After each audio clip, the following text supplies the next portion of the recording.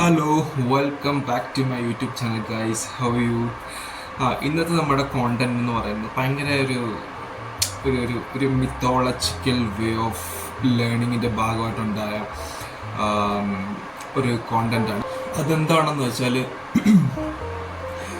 Recently നമുക്കറിയാം, social media മൊത്തം അല്ലെങ്കിൽ യൂട്യൂബ് ഉപയോഗിക്കുന്ന അല്ലെങ്കിൽ സോഷ്യൽ മീഡിയ പ്ലാറ്റ്ഫോമൊക്കെ ഉപയോഗിക്കുന്ന ഒരുപാട് പേര് അറിഞ്ഞ ഒരു ന്യൂസാണ് ആംഗ്ലർ ഫിഷ്, അതുപോലെ തന്നെ മറ്റൊരു ഫിഷായ ഓർ ഫിഷ്, അല്ലെങ്കിൽ മറ്റൊരു പേരുണ്ട് ഡൂംസെ ഫിഷ് എന്ന് പറഞ്ഞ രണ്ട് ഫിഷുകൾ കടലിൻ്റെ ഉപരിതലത്തിലേക്ക് വരുന്നതും അതുമായിട്ട് ബന്ധപ്പെട്ട കുറേ കാര്യങ്ങളൊക്കെ സംഭവിക്കുന്നതൊക്കെ നമ്മൾ കണ്ടു. ഭയങ്കര ഒരു വൈറലായിട്ടുള്ളൊരു ഒരു അറൈവലായിരുന്നു രണ്ടുപേരെ. കാരണം വെച്ചാൽ ഒരിക്കലും ഈ രണ്ട് ഫിഷസ് എന്ന് പറയുന്നത് കടലിൻ്റെ ഉപരിതലത്തിലോട്ട് വരേണ്ട ആവശ്യമില്ല. ഈ രണ്ട് ഫിഷസും കടലിൻ്റെ ഏകദേശം 3000 അടി താഴെയാണ് ഇവരുടെ വാസസ്ഥലം അല്ലെങ്കിൽ ഇവരുടെ ആവാസ വ്യവസ്ഥ എന്ന് പറയുന്നത്. ഇവരൊരിക്കലും കടലിൻ്റെ ഉപരിതലത്തിലോട്ട് വരേണ്ട ആവശ്യമില്ല. ആംഗ്ലർ ഫിഷിനൊക്കെ എല്ലാവരും കണ്ടിട്ടുണ്ടായിരിക്കും. ഭയങ്കര വിയേർഡായിട്ട് തോന്നുന്ന അല്ലെങ്കിൽ കാണാൻ ഒരു ഒരു ഒരു ഒരു ഒരു മോൺസ്റ്ററിനെയൊക്കെ പോലെ ലുക്കുള്ള ഒരു ഫിഷാണ്. ഏറ്റവും നമ്മുടെ കൈപ്പത്തിയിലൊക്കെ ഇരിക്കുന്ന അത്രയും വലിപ്പമുള്ള ഒരു നോർമൽ മെച്യൂർഡായിട്ടുള്ള ഒരു ഫിഷിൻ്റെ വലിപ്പം എന്ന് പറയുന്നത് ആംഗ്ലർ ഫിഷ് എന്ന് പറയുന്നത്. റീസെൻ്റ്ലി അത് വന്നിട്ടുണ്ടായിരുന്നു. അത് കടലിൻ്റെ ഉപരിതലോട്ട് വരികയും അതിൻ്റെ വീഡിയോസും ഫോട്ടോസൊക്കെ പകർത്താൻ നോക്കുന്ന ഒരാളുടെ ഫോട്ടോസും വീഡിയോസൊക്കെ ഭയങ്കര വൈറലായിരുന്നു സോഷ്യൽ മീഡിയസിൽ മൊത്തം. അതുപോലെ തന്നെയാണ് ഈ മെക്സിക്കോ കടൽ തീരത്ത് ഈ ഇടയായിട്ട് ഓയർ ഫിഷ് എന്ന് പറഞ്ഞിട്ടുള്ളൊരു ഫിഷ്, ഡൂംസെ ഫിഷ് എന്നും അതിന് പറയാറുണ്ട് കേട്ടോ. മെക്സിക്കൻ തീരത്ത് അടിക്കുകയും അതൊരു ബീച്ച് യാത്രയിൽ അതിൻ്റെ വീഡിയോ പകർത്തുകയൊക്കെ ചെയ്തിട്ടുണ്ട്. ഭയങ്കര അതും ഭയങ്കര വൈറലായിട്ടുണ്ടായിരുന്നു. അപ്പോൾ ഈ രണ്ട് ക്രീച്ചേഴ്സും കടൽ ക്രീച്ചേഴ്സും വന്നതിൻ്റെ ഭാഗമായിട്ട് ഒരുപാട് ചർച്ചകൾ അല്ലെങ്കിൽ മിത്തോളജിക്കൽ കോൺവെർസേഷൻസ് ഒക്കെ ഹാപ്പൻഡ്. അതൊക്കെ ഭയങ്കര ഫാൻറ്റസി ആയിട്ട് എനിക്ക് തോന്നി. അത് സോഷ്യൽ മീഡിയ മൊത്തം ഇങ്ങനെ ഒരു കടൽ തിരമാല പോലെ അലയടിച്ചുകൊണ്ടിരിക്കുമ്പോൾ ഞാനിങ്ങനെ സ്ക്രോൾ ചെയ്യുന്ന സമയത്ത് ഇതിനെപ്പറ്റി അറിയാനൊക്കെ കാണാനും ഒക്കെ കേൾക്കാനൊക്കെ ഇടയായി. എനിക്ക് ഭയങ്കര ഇൻട്രസ്റ്റഡ് ആയിട്ട് തോന്നി. കാരണം വെച്ചാൽ കേൾക്കുമ്പോൾ ഒരു സ്റ്റോറി വായിക്കുന്ന പോലെ എനിക്ക് തോന്നി, അല്ലെങ്കിൽ ഒരു ഇൻട്രസ്റ്റിംഗ് ആയിട്ടുള്ളൊരു സ്റ്റോറിയുടെ പോലെ എനിക്ക് തോന്നി. അപ്പോൾ അതിനെ ഡീപ്പായിട്ട് ഞാൻ അതിനെപ്പറ്റി അറിഞ്ഞറിഞ്ഞ് ചെന്നപ്പോൾ വളരെ നിങ്ങൾക്ക് കൂടെ പറഞ്ഞു തരാൻ പറ്റുന്ന കുറേ നല്ല കാര്യങ്ങളൊക്കെ എനിക്ക് കേൾക്കാൻ പറ്റി. ഒരു ഫാൻറ്റസി മൂഡിൽ കേട്ടിരിക്കാൻ പറ്റുന്ന കുറേ സ്റ്റോറീസ്. അപ്പം ഞാനത് നിങ്ങളോട് ഷെയർ ചെയ്യാണ്.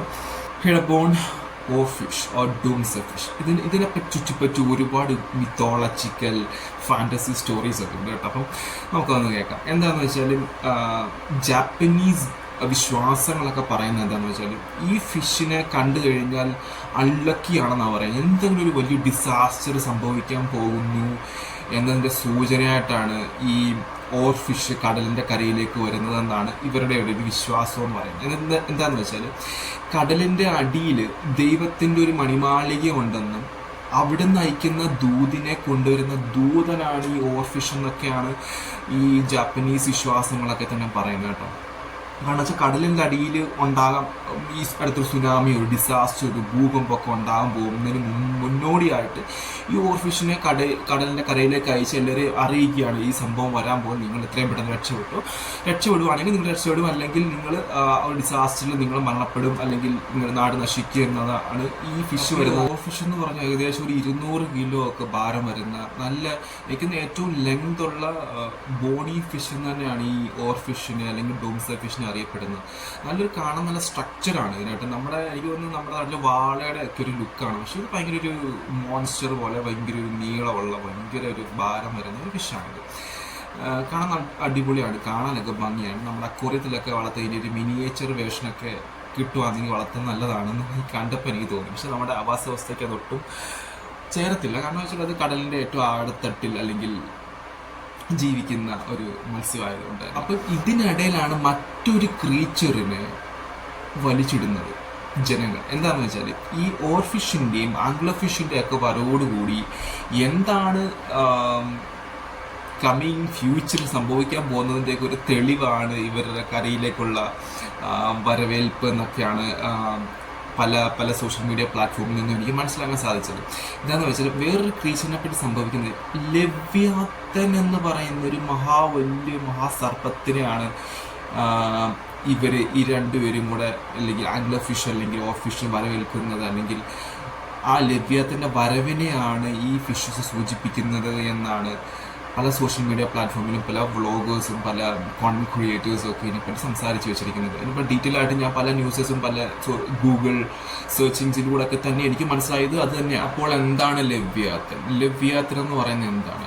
നല്ലൊരു അടിപൊളി ഒരു സ്ട്രെങ്ത് നെയിമാണ് ലവ്യാത്തൻ. നമ്മുടെ ഒരു ഡോബർമാനോ ഒരു അടിപൊളി ഒരു ഡോഗിനൊക്കെ ഇടാൻ പറ്റിയ അടിപൊളി ഒരു പേര്. ബട്ട് സ്റ്റിൽ ഇതൊരു ഭയങ്കര വലിയൊരു ഒരു ഒരു മോൺസ്റ്ററാണ് കേട്ടോ. ഈ മോൺസ്റ്ററിനെ പറ്റി പറയുന്നതിന് മുമ്പ് നമുക്ക് ഭൂമിയുടെ ആരംഭത്തിൽ നിന്ന് തന്നെ തുടങ്ങാം. ഭൂമിയുടെ സൃഷ്ടിപ്പ് സമയം ദൈവം തീരുമാനിക്കുകയാണ് 2 വലിയ സർപ്പത്തെ സൃഷ്ടിക്കണം, അല്ലെങ്കിൽ ഈ ആരാലും തടയാൻ പറ്റാത്ത, ഒരു മനുഷ്യനാലോ മനുഷ്യൻ്റെ ആയുധങ്ങളാലോ ഒന്നിനാലും ഒന്നും ചെയ്യാൻ പറ്റാത്ത, അല്ലെങ്കിൽ തൊട്ടുപോലും നോക്കാൻ പറ്റാത്ത വലിയ 2 സർപ്പത്തെ സൃഷ്ടിക്കണമെന്ന് വെച്ച് ദൈവം സൃഷ്ടിക്കുകയാണ് 2 വലിയ സർപ്പത്തെ. അപ്പം ഇതിൻ്റെ പ്രത്യേകതകൾ എന്താണെന്ന് വെച്ചാൽ അതിൻ്റെ ബോഡി എന്ന് പറയുന്നത് ഇരുമ്പ് കോട്ട പോലെ സ്ട്രോങ് ആണ്. അതുപോലെ തന്നെ കണ്ണിൽ കൂടെ തീ വരുന്ന ഒരു പ്രത്യേകത ഉള്ള ഒരു സർപ്പമാണ്. അതുപോലെ വായു കൂടെ തീ തുപ്പുന്ന ഒരു പ്രത്യേകതയുള്ള സർപ്പമാണ്. ഭയങ്കര ഒരു കണ്ടാൽ അറയ്ക്കുന്ന അത്രയും മോൺസ്റ്ററായിട്ടുള്ള അത്രയും വികൃതമായിട്ടുള്ള രൂപമുള്ള ഒരു വലിയൊരു സർപ്പമാണ്. ഏകദേശം 3-4 കിലോമീറ്റർ ദൂരമുള്ള വലിയ 2 സർപ്പത്തെയാണ് ദൈവം സൃഷ്ടിക്കുന്നത് കേട്ടോ. പിന്നെ ആരാലും ഒന്നും ചെയ്യാൻ പറ്റത്തില്ല. ഒരു ആയുധങ്ങളാലോ AK-47 there are lot of weapons, അതിനാലൊന്നും ചെയ്യാൻ പറ്റാത്ത ഒരു വലിയ 2 സർപ്പത്തെയാണ് ദൈവം സൃഷ്ടിക്കുന്നത്. സൃഷ്ടിപ്പ് കഴിഞ്ഞപ്പോഴാണ് ദൈവത്തിന് മനസ്സിലായത് ഈ സർപ്പങ്ങളെ ഭൂമിയിലേക്ക് ഇറക്കി വിട്ടാൽ ഇവർ എണ്ണ ചേർന്ന് ഇവർ തലമുറ ഉണ്ടായിക്കഴിഞ്ഞാൽ ഇത് ഭൂമിക്കും ഭൂമിയിലുള്ള ക്രീച്ചേഴ്സിനും ഇവർ പ്രശ്നമാകും എന്ന് മനസ്സിലാക്കിയ ദൈവം അതിൻ്റെ ഇണയായ പെണ്ണിനെ വകവരുത്തുകയും ഈ ലവ്യാത്തൻ എന്ന് പറയുന്ന ആ ഒരു സർപ്പത്തെ കടലിൻ്റെ ആഴങ്ങളിലേക്ക് ഇറക്കി വിട്ടു എന്നതാണ് കഥയുടെ ഒരു എൻഡെന്ന് പറയുന്നത്. അപ്പം ഈ സർപ്പം കടലിൻ്റെ അടിയിൽ എവിടെയോ ഇപ്പോഴും തണുത്തുറഞ്ഞ് കിടക്കുന്നുണ്ട് എന്നതാണ് ഇപ്പോഴത്തെ വിശ്വാസം. ഇതെല്ലാം ബൈബിളിലൊക്കെ പറയുന്നുണ്ട്. ബൈബിളിലൊക്കെ ഒരുപാട് കാര്യങ്ങൾ പറയുന്നുണ്ട്. ഇപ്പം ഈ സംഭവങ്ങൾ ഈ ലവ്യാത്തൻ എന്ന് തിരിച്ചു വരും, അല്ല എന്തിനാണ് കടലിനടിയിൽ ഇപ്പോഴും ലവ്യാത്തൻ വസിക്കുന്നത്, എന്തിനാണ് ഇപ്പോഴും ദൈവം അതിനെ കാത്തുരക്ഷിക്കുന്നത് അല്ലെങ്കിൽ കാത്തു സൂക്ഷിക്കുന്നത് എന്ന് പറഞ്ഞു കഴിഞ്ഞാൽ ഇവൻ നമ്മുടെ സമൂഹത്തിൽ പ്രശ്നങ്ങളും മനുഷ്യനാൽ ജീവിക്കാൻ പറ്റാത്ത അവസ്ഥയൊക്കെ വരത്തില്ലേ, കള്ള്, പെണ്ണുവെടി, കൊലപാതകം, അങ്ങനെ പല പല പ്രശ്നങ്ങളും. ലോകം നശിക്കുന്നു, മനുഷ്യനാൽ തന്നെ നശിക്കാൻ തുടങ്ങുമ്പോൾ, ഓൾറെഡി സ്റ്റാർട്ടഡ്. അങ്ങനെ എത്തുമ്പോൾ, കലിയുഗം എത്തുമ്പോൾ ഈ കടലിനടിയിൽ കിടക്കുന്ന ലവ്യാത്തൻ എന്ന് പറയുന്ന മഹാസർപ്പത്തിന് ശക്തി പ്രാപിക്കുകയാണ്. ഇത് സാത്താൻ്റെ സർപ്പം എന്നാണ് പറയുന്നത്, ബൈബിളൊക്കെ പറയുന്നത് കേട്ടോ.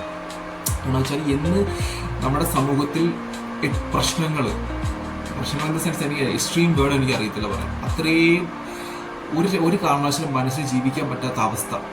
അങ്ങനെ വരുന്ന സമയത്ത് എന്ത് ചെയ്യും? സാത്താൻ്റെ പാമ്പായ ലവ്യാത്തൻ കടലിനടിയിൽ നിന്ന് ഇറങ്ങി വരികയും ലോകത്തെ നശിപ്പിക്കാൻ വേണ്ടി ശ്രമിക്കുകയും ചെയ്യുമ്പോൾ ദൈവത്തെ വിശ്വസിക്കുന്ന ഒരു കൂട്ടം അല്ലെങ്കിൽ അത്രയും ആൾക്കാർ ദൈവത്തെ വിളിച്ചപേക്ഷിക്കുകയാണ്, എന്നെ രക്ഷിക്കണം, ഞങ്ങളെ രക്ഷിക്കണം, ഞങ്ങളെ സഹായിക്കണം എന്ന് വിളിച്ചപേക്ഷിക്കുമ്പോൾ ദൈവം സ്വർഗത്തിൽ നിന്ന് ഇറങ്ങി വരികയും തൻ്റെ വാളുപയോഗിച്ച് ലവ്യാത്തിനെ വകവരുത്തുകയും ചെയ്യുമെന്നതാണ് വിശ്വാസം. ബൈബിളിലൊക്കെ ഇത് പറയുന്നുണ്ട്. ബൈബിളിലെ പല വേർഡ്സസ് ഞാനിവിടെ കാണിക്കാൻ, നിങ്ങളത് കണ്ടിട്ട് നിങ്ങളത് വായിച്ചു നോക്കണം. അപ്പോൾ ഇതൊക്കെ മിത്തോളജിക്കലാണെന്ന് ചോദിച്ചാൽ ഒരിക്കലും പറയാൻ പറ്റത്തില്ല. ബൈബിൾ ഒരിക്കലും ഒരു മിത്തോളജിക്കൽ സംഭവമാണോ എന്ന് പലരും പറയുന്നുണ്ടായിരിക്കും. പക്ഷെ നമ്മുടെ പല ആൾക്കാരുടെയും വിശ്വാസങ്ങളുടെ ഭാഗമായിട്ടാണ് നമ്മൾ ബൈബിളിനെ കാണുന്നത്. ഞാൻ ഉൾപ്പെടെയുള്ള ആൾക്കാർ ബൈബിളിലെ ഒരു വിശ്വാസത്തിൻ്റെ ഭാഗമായിട്ട് കാണുന്ന ആൾക്കാരുണ്ട് സമൂഹത്തിൽ. അപ്പം അതാണ് മറ്റൊരു സ്റ്റോറി. ലവ്യാത്തിനെ ദൈവം വകവരുത്തുന്നതിന് മുമ്പ് തന്നെ ഈ സമൂഹത്തിൽ നാശം സൃഷ്ടിച്ച, അല്ലെങ്കിൽ ഈ ദൈവം ഉണ്ടാക്കി ഈ ഭൂമിയെ ഇല്ലാതാക്കാൻ ശ്രമിച്ച സകല മനുഷ്യരെയും ലവ്യാത്തൻ വകവരുത്തുകയും അതിനുശേഷമാണ് ദൈവത്തിൻ്റെ വരവ്. ദൈവം വരുന്നതും ലവ്യാത്തിനെ കൊല്ലുന്നതൊക്കെ.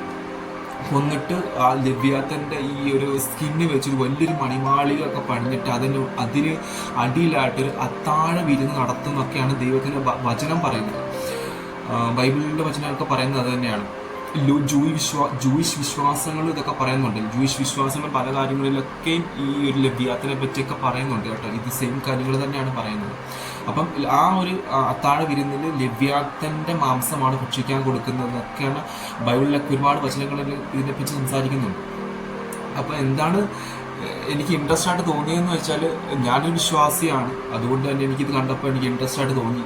I M not saying that this is going to be happen in our future, but still I really wanted to be happen. Because why I'm saying that ഇന്നത്തെ സമൂഹത്തിൽ നടക്കുന്ന കാര്യങ്ങളൊക്കെ അത്രയും വിയേർഡാണല്ലേ.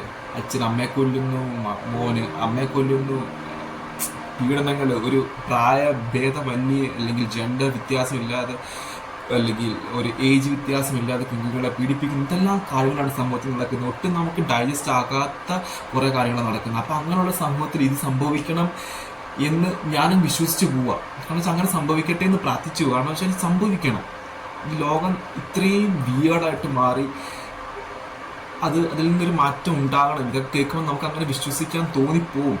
എയ്ത്തിസ്റ്റുകളൊക്കെയും തന്നെയും പറയുന്നത്, അല്ലെങ്കിൽ വിശ്വാസമില്ലാത്ത ഇതിനൊന്നും വിശ്വസിക്കാത്തൊരു കൂട്ടം ആൾക്കാർ എപ്പോഴും ഉണ്ടായിരിക്കുമല്ലോ, എല്ലാത്തിനും ഒരു ഓപ്പോസിറ്റ് ഉണ്ടായിരിക്കുമല്ലോ. അപ്പം അങ്ങനെയുള്ള ആൾക്കാരൊക്കെ തന്നെയും പറയുന്നത് ഇതൊരു ഒരു കാവ്യാത്മകമായിട്ട് സൃഷ്ടിച്ച ഒരു സൃഷ്ടിയാണെന്ന്, അല്ലെങ്കിൽ ഒരു സാങ്കല്പിക കഥാപാത്രമാണ് ലവ്യാത്തൻ എന്നൊക്കെ തന്നെയാണ് പറയുന്നത്.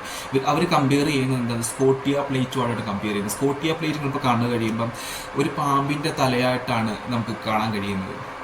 അപ്പം അത് പണ്ടെപ്പോഴോ നമ്മുടെ സിസ്റ്റേഴ്സ് എപ്പോഴോ ഇതിനെ സ്കോട്ടിയ പ്ലേറ്റിനെ ഒരു കാവ്യാത്മകമായിട്ട് ലവ്യാത്തനുമായിട്ട് കമ്പയർ ചെയ്ത് സംസാരിച്ചതാണെന്നാണ് പല ആൾക്കാർ, എനിക്കൊന്ന് ന്യൂ ആൾക്കാർ അല്ലെങ്കിൽ നമ്മുടെ ഈ ജനറേഷൻ ആൾക്കാരൊക്കെ തന്നെ വിശ്വസിച്ച് വരുന്നത്.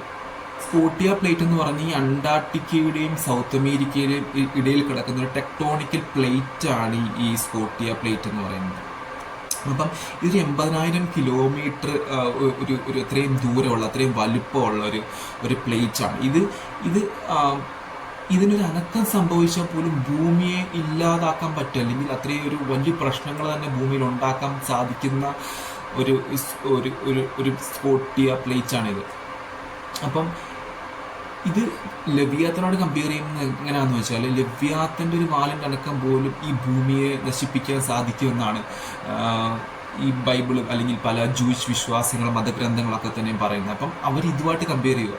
അപ്പം ഈ സ്കോട്ടിയ പ്ലേറ്റിന് അനക്കം സംഭവിച്ചു കഴിഞ്ഞാൽ ഈ ഭൂമി ഇല്ലാതാക്കാൻ പറ്റും. അതുപോലെ തന്നെ ലവ്യാത്തൻ എന്ന് പറഞ്ഞ ക്രീച്ചറിനല്ല, മഹാരാക്ഷസിൻ്റെ ഒരനക്കം പോലും ഭൂമി ഇല്ലാതാക്കാൻ പറ്റും. അപ്പോൾ ഇതിനോട് കമ്പയർ ചെയ്തിട്ടാണ് ഈ സ്കോട്ടിയ പ്ലേറ്റാണ് ആക്ച്വലി ലവ്യാത്തൻ എന്ന്, അല്ലെങ്കിൽ അങ്ങനെ ലവ്യാത്തൻ എന്ന് പറഞ്ഞൊരു കഥാപാത്രം എങ്ങനെ തന്നെ നിലനിൽക്കുന്നില്ല എന്നൊക്കെയാണ് പല ജനങ്ങളുടെയൊക്കെ വിശ്വാസം അല്ലെങ്കിൽ വിശ്വസിച്ച് വെച്ചിരിക്കുന്നതൊക്കെ. അപ്പോൾ എന്താണ്, നിങ്ങൾ വിശ്വസിക്കുന്നുണ്ടോ ഇങ്ങനൊരു ക്രീച്ചർ ഉണ്ടെന്നോ, അല്ലെങ്കിൽ ആ ക്രീച്ചർ വരുമെന്നോ, അല്ലെങ്കിൽ നാടിനെ നശിപ്പിക്കുമെന്നൊക്കെ നിങ്ങൾ വിശ്വസിക്കുന്നുണ്ടോ? പക്ഷെ എന്നെ സംബന്ധിച്ച് ഞാൻ ആസ് എ ഹ്യൂമൻ ബീങ് എനിക്ക് വിശ്വസിക്കാൻ പറ്റുന്നില്ല. ഓഫ് കോഴ്സ് ഇത്രയും വലിയ ക്രീച്ചറിനൊക്കെ കടലിനടിയിൽ സൂക്ഷിക്കാൻ പറ്റും ഇത്രയും നാളൊക്കെ, ഇതൊക്കെ എനിക്ക് ഇങ്ങനെ ഒരു ഡൗട്ടൊക്കെ തോന്നുന്ന ഒരു സാധാരണ മനുഷ്യനാണ് ഞാൻ. പക്ഷെ as A believer of Jesus Christ, as A believer of Bible, അങ്ങനൊരു സംഭവം ഉണ്ടെന്ന് വിശ്വസിക്കാൻ ശ്രമിക്കുകയാണ്. ബിക്കോസ് എന്തൊക്കെയാണ് സമൂഹത്തിൽ നടന്നുകൊണ്ടിരിക്കുന്നത്. നമ്മൾ ഡെയിലി 5 കൊലപാതകവും 5 പീഡനവും വിത്ത് എവിഡൻസ് നമുക്ക് ന്യൂസിൽ കാണാൻ പറ്റും. നമ്മൾ റൈറ്റല്ലേ ഈച്ച സി അങ്ങനൊക്കെ വെച്ച് നമ്മുടെ കൊച്ചു കേരളത്തിലെ കാര്യമാണ് പറയുന്നത് കേട്ടോ. നമ്മൾ ദൂരോട്ടൊന്നും പോകണ്ട, നമ്മുടെ കൊച്ചു കേരളത്തിൽ സംഭവിക്കുന്ന കാര്യമാണ് ഞാൻ ഈ പറയുന്നത്. എന്തൊക്കെയാണ് നടക്കുന്നത് അങ്ങനെ വെച്ച് നോക്കുമ്പോൾ ദാറ്റ് പർട്ടിക്കുലർ ക്രീച്ചർ വി വെ മെൻഷൻഡ് ഷുഡ് കം എന്നിട്ട് ഈ പറഞ്ഞ ഈ ഒരു വിശ്വാസങ്ങളിലും മതഗ്രന്ഥങ്ങളിലൊക്കെ പറഞ്ഞ സംഭവം നടക്കണം എന്നാണ് ഞാൻ ആഗ്രഹിക്കുന്നത്. അപ്പോൾ ഇതൊക്കെയാണ് എനിക്ക് നിങ്ങളോട് ഭയങ്കര ഇൻട്രസ്റ്റിംഗ് ആയിട്ട് റീസെൻ്റ്ലി എനിക്ക് തോന്നിയ സോഷ്യൽ മീഡിയ പ്ലാറ്റ്ഫോമിൽ നിന്ന് എനിക്ക് കിട്ടിയ കുറച്ച് നോളജൊക്കെ വെച്ചാണ് സംസാരിച്ചത്. I don't know anything about more anything about it, but still really wanted the particular creature we mentioned should come and kill the people who all are doing these bad things in our world. So ഇതായിരുന്നു എൻ്റെ video. I don't know this ഇവിടെ cooler ഓണാണ്, ഭയങ്കര ബുദ്ധിമുട്ടുണ്ട്, but still ഇതായിരുന്നു ഇന്നത്തെ എൻ്റെ content. Guys, if you like this video, do like, share and subscribe my YouTube channel. Then see you in next. Bye. Cheers.